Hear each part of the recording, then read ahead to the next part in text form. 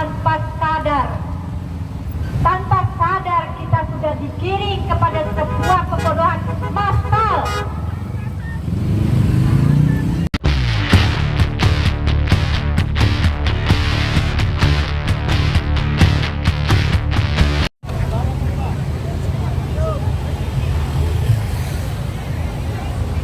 Assalamualaikum warahmatullahi wabarakatuh. Merdeka! Merdeka! Merdeka! Paket inilah yang pernah sangat menggetarkan 111 tahun yang lalu.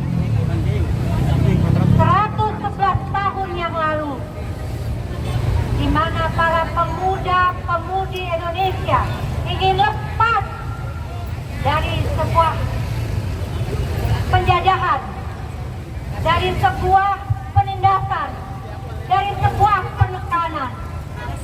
111 tahun yang lalu bisa berbagi. mereka ingin bersama-sama menyatukan diri untuk menyatukan semangat perjuangan untuk memerdekakan diri.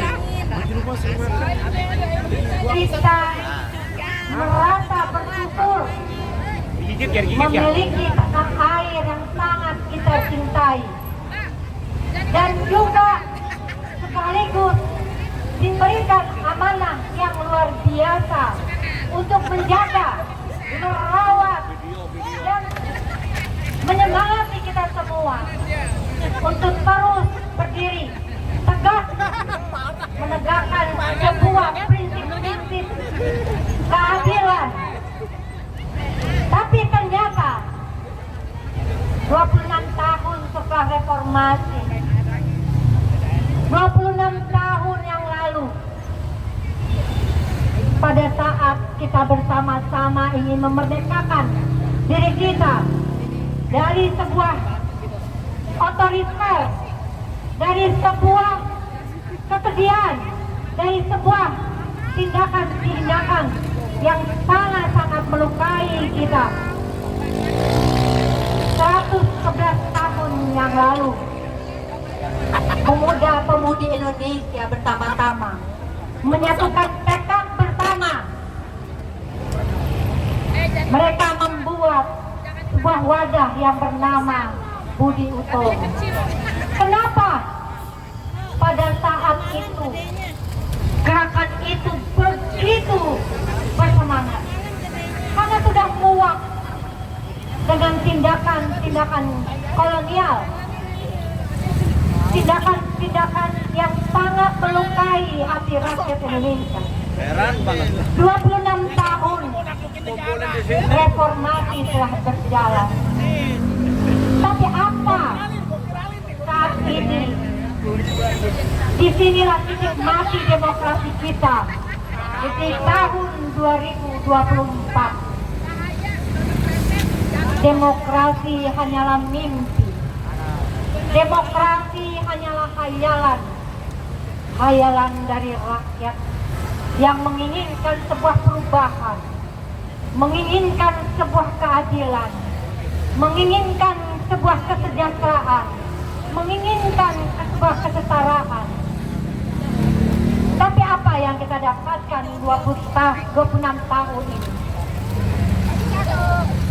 Demokrasi seperti diinjak-injak. Demokrasi seperti tidak ada harga. Demokrasi hanya sebuah khayal. Apakah pantas kita masih menyebutkan diri kita bangsa yang menjalankan sebuah sistem demokrasi? Apakah pantas negara kita menganut sistem demokrasi? Demokrasi hanya mimpi. Ternyata demokrasi kita sudah diatur oleh sekelompok orang, oleh sekelompok oligarki. Bahkan pejabat-pejabat sekarang pun tidak mampu lepas dari jaringan oligarki. Mereka buat kebijakan, mereka buat aturan, mereka buat kesewenang-wenangan. Tapi apa yang kita dapatkan hari ini? Apakah betul-betul demokrasi ini tetap berjalan? Apakah demokrasi ini ada? Demokrasi sudah mati di Republik Indonesia. Itu fakta.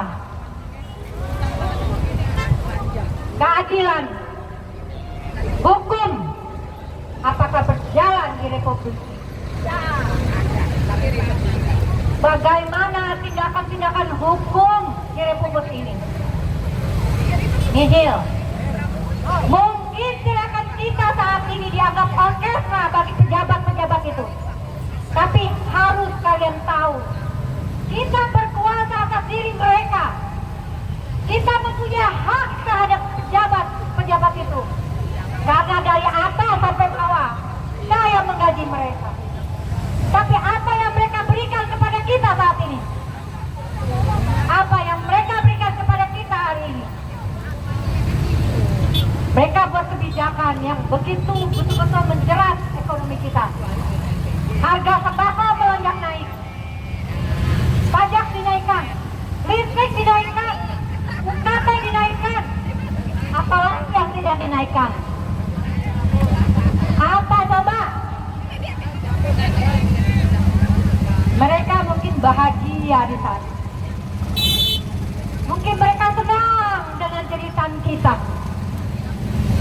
Saat ini coba lihat, gaji tidak naik, sementara kebutuhan hidup terus bertambah. Sementara anak-anak butuh kehidupan yang lebih baik, pendidikan yang lebih baik. Tapi kenyataannya apa, saudara-saudaraku? Kita tanpa sadar kita sudah digiring kepada sebuah kebodohan massal. Bangsa kita sudah digiring kepada kemiskinan. Apakah kalian diam? Seharusnya gerakan ini terus diikuti dan disemangati oleh seluruh rakyat Indonesia. Jangan diam. Kalian dengan gaji pas-pasan, UMR DKI hanya 5 juta. Maaf, apakah cukup? Dengan biaya ngontrak, biaya makan, biaya transportasi. Sementara mereka leha-leha duduk di kursi empuk, kita bayar. Sepatu yang mereka pakai, kita yang bayar. Gaji mereka dari atas sampai ke bawah, kita yang bayar. Keringat kita sudah tidak terhitung lagi betapa banyaknya. Mereka cuma sekedar mentertawakan kita, seolah-olah kita sedang orkestra kayaknya. Bubarkan DPR, bubarkan, turunkan, rampas harta-harta para pejabat yang maruf. Berani nggak tidak? Kalian belum bisa disebut aktivis kalau belum bisa memenjarakan para pejabat yang korup. Miskinkah pejabat yang korup? Kita yang kuasa di Republik ini, rakyat jangan diam. Kita berdiri di sini ingin menyuarakan suara-suara kalian. Kalian diam, padahal sebetulnya kalian adalah jajah. Tolong para pejabat di negeri ini, kalian mungkin bisa tersenyum, tapi anak-anak kita di rumah sudah tidak mampu beli susu, tidak mampu memberikan makanan yang bergizi. Bagaimana masa depan Indonesia? Bagaimana menciptakan masa emas 2030? Mungkin bangsa kita akhirnya menjadi bangsa yang lugu, bangsa yang mudah dikadalin, bangsa yang mudah untuk dijajah. Saya hanya ingin untuk mau mendengar. Kita di sini bukan sedang mengadakan tekad orkestra. Kita di sini sebagai perwakilan rakyat yang sedang menjerit. Udah cukup kalau buat demo, bro. Demo YouTube. Kalian lihat, apakah kalian sanggup memenjarakan pejabat-pejabat yang korup? Apakah kalian sanggup merampok harta pejabat yang korup? Tolong pejabat, tolong wakil-wakil kita di DPR, dengarkanlah jeritan kami. Anak kami di rumah mungkin sudah tidak mampu lagi membeli daging sepotong. Mungkin di rumah anak kami sudah tidak mampu lagi membeli ikan. Paling banyak kita hanya sanggup membeli tahu dan tempe. Itu pun sudah mahal. Kita jangan digoblok-goblokin terus. Bangsa kita bangsa yang cerdas.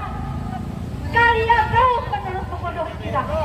Mau sampai kapan hati nurani kalian itu terbuka? Hidup bansos. Tolong, mungkin gak berapa jauh dari kita. Mereka sekarang mungkin tersenyum. Kita saat ini ingin menghancurkan oligarki, ingin menghancurkan mafia yang sesungguhnya sudah menjerat